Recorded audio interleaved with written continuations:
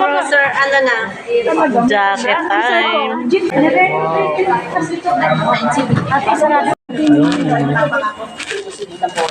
Parang mga tayo. Sa Japan tayo. Mga astronaut. Wow. Galing lang.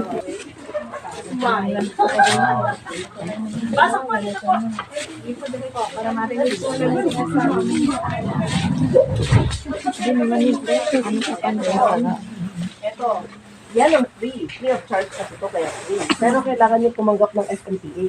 Pero kung ang request nyo naman as farmer, hindi nyo na kailangan ng SMPA, bibigyan natin kayo ng ganito. Kaya lang, ganitong pakete lang po matatanggap.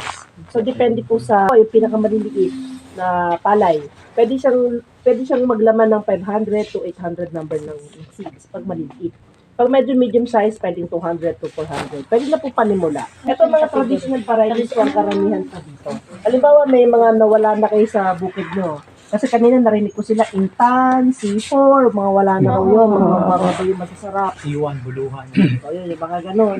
Posibleng meron po dito. So pwede kayong mag-request. Kanino naman i-address ang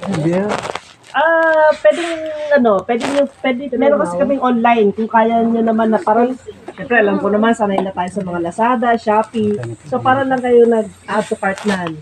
Kaya kung mahihirapan kayo mag-request, ayun, sabihin nyo lang kung anong gusto niya. Hindi niya sabihin, and then tutulungan namin kayo kung ano kailangan.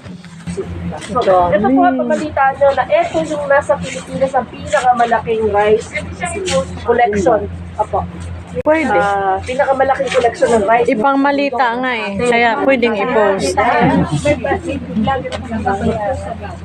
Binablog niya yung company ko. Sarap dito. Pero mga isang oras yan.